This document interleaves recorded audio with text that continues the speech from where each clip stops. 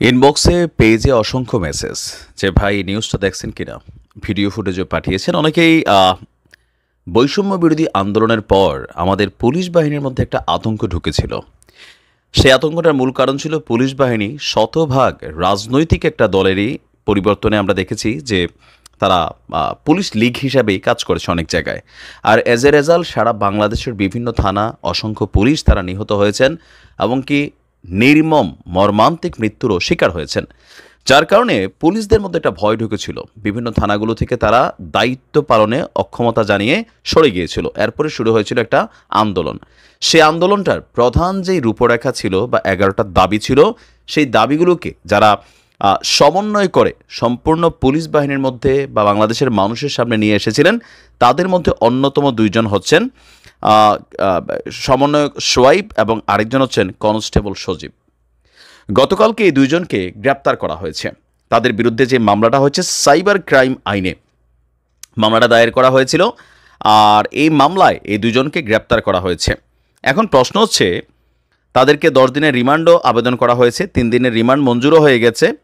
তো তাদের বিরুদ্ধে অভিযোগ হচ্ছে যে পুলিশ বাহিনীর সংস্কার আন্দোলনের নেতৃত্ব দেওয়া সোয়াইবকে রাজারবাগ পুলিশ লাইন থেকে বদলি করে যশোর পুলিশ লাইনে পাঠানো হয়েছিল।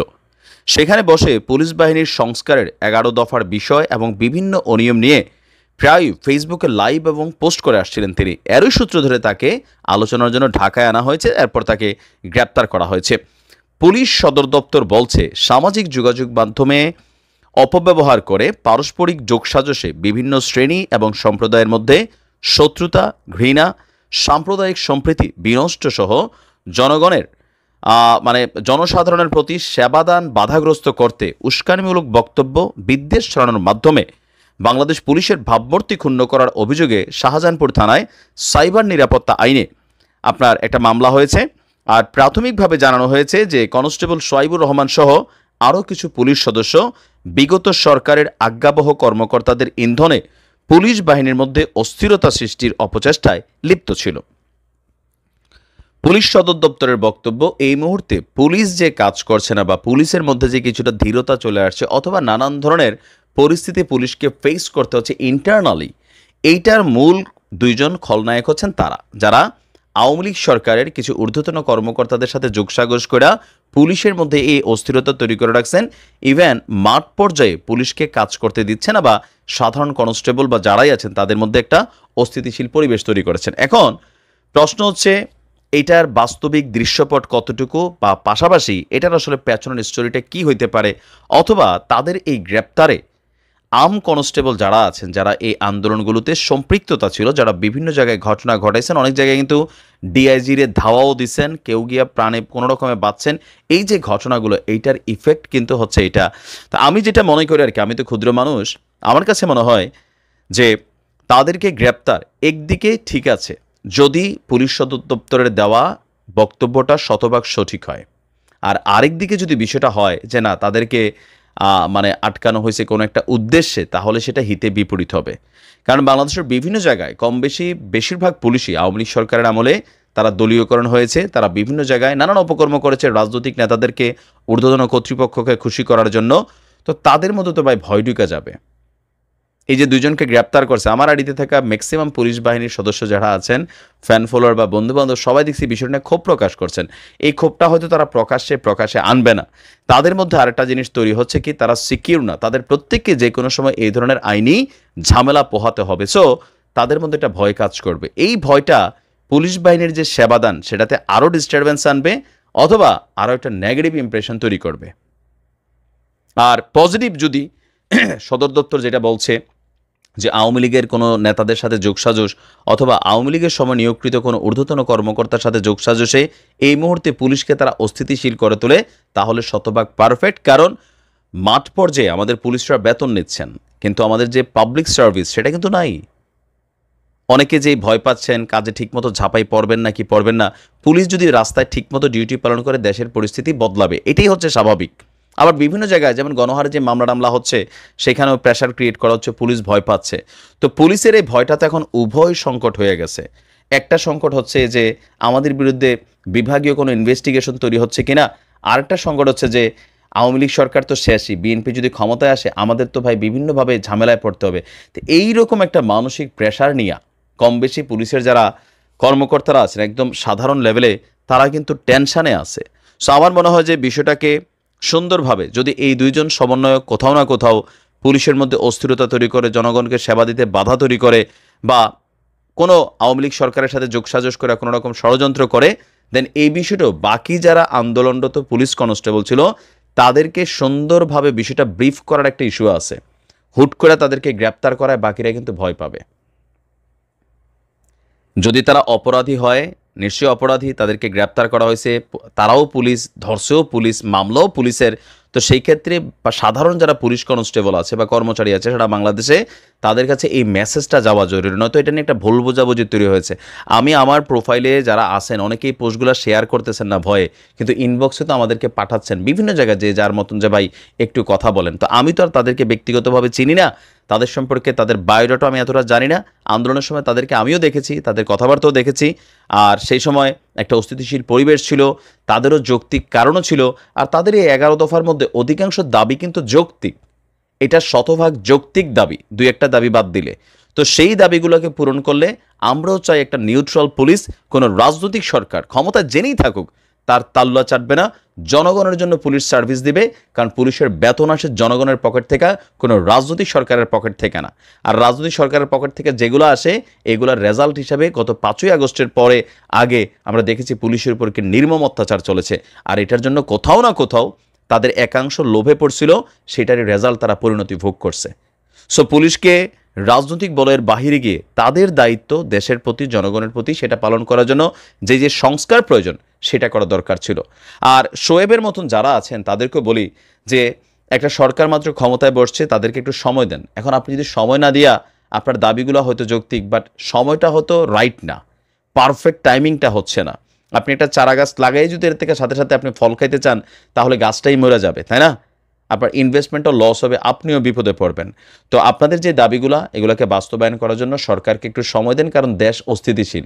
আপনারা আপনাদের দায়িত্বগুলো সঠিকভাবে আপাতত পালন করেন, সময় তো পড়েই আছে। আবার রাজনৈতিক সরকার আসলো তো আপনারা আপনাদের আন্দোলন করতে পারেন, প্রতিবাদ করতে পারেন, ইস্তফা দেওয়ার সুযোগ আছে। বাট একটু তাড়াহুড়া করতে গেলে কি হয়, সরকার বিব্রত হচ্ছে, প্রশাসনে আপনাদের কয়েকজনের দ্বারা হয়তো আরও অনেক মানুষ ডিস্টারবেন্স হচ্ছে। আপনাদের দাবিগুলো দুই একটা বাদ দিলে সবগুলাই যৌক্তিক, সেগুলোর জন্য সরকারকে একটা নির্ধারিত সময় দিতে হবে যেন ওই সময়টাতে সরকার কাজ করে। এরপরে না হলে আপনাদের হাতে অবস্থান নেওয়ার, আবারও ব্যবস্থা নেওয়ার সুযোগ আছে। তবে কারু কথায়, কোনো পুলিশ সদস্যের ইন্ধনে, কারু বক্তব্যে নিজের চাকরিটা হারায়েন না। কেউই আইনের বাইরে না, সবাই আইনের ভেতরে, এটা মনে রাখেন। আপনার চাকরিটা আপনার পরিবারের জন্য রিজিকের ব্যবস্থা, সিকিউরিটির ব্যবস্থা। কারো কথায়, কারো ইন্ধনে এমন কোনো কাজ করেন না যেটাতে দেশেরও ক্ষতি হবে, আপনারও ক্ষতি হবে, রাষ্ট্রের ক্ষতি হবে, বা ডিপার্টমেন্টটা বদনাম হবে।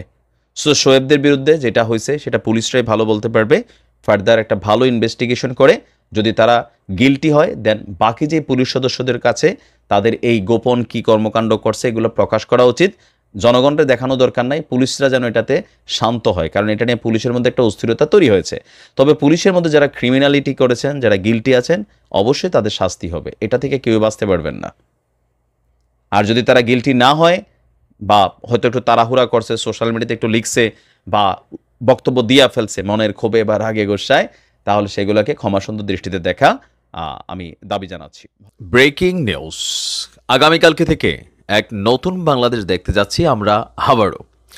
দর্শক, হঠাৎ করেই আমাদের ডক্টর মোহাম্মদ ইউনূস সাহেব এক জরুরি বৈঠকের পর এক গুরুত্বপূর্ণ সিদ্ধান্ত নিয়েছেন।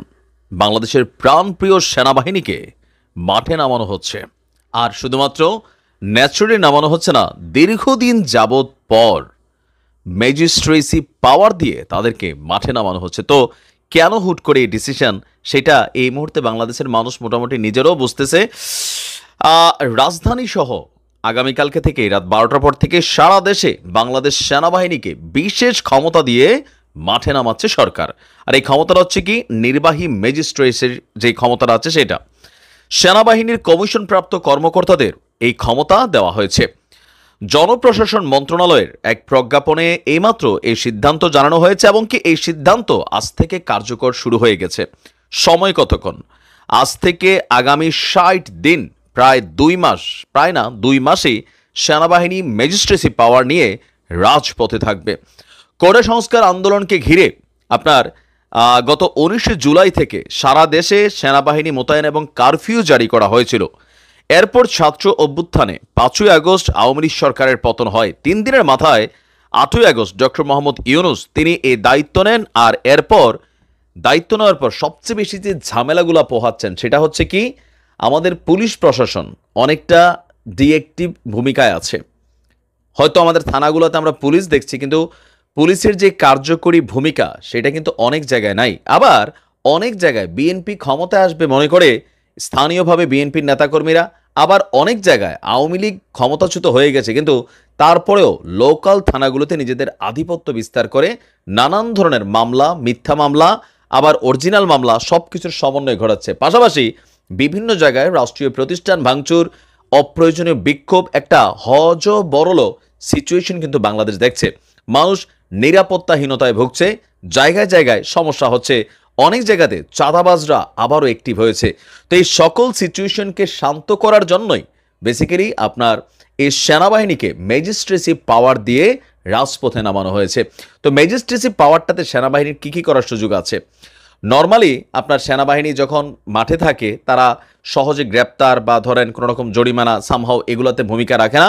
তাদেরকে আপনার কি বলা হয়েছে, নর্মাল সিস্টেমে পুলিশ প্রশাসন সহ মিলাটিলা অনেক কাজকর্ম করতে হয়েছে। বাট আজকে রাত্র 12টার পর থেকে আর ওরকম সুযোগ নেই। সেনাবাহিনী চাইলে আপনারা নগদে গ্রেপ্তারও করাইতে পারবে, আপনারা নগদ শাস্তি দিতে পারবে, জরিমানা করতে পারবে। সামহাও একটা বিশাল মানে ক্ষমতা নিয়েই মাঠে নামছে। তো আমি মনে করি খুবই খুবই গুরুত্বপূর্ণ এবং কি সময় উপযোগী একটা সিদ্ধান্ত নেওয়া হয়েছে।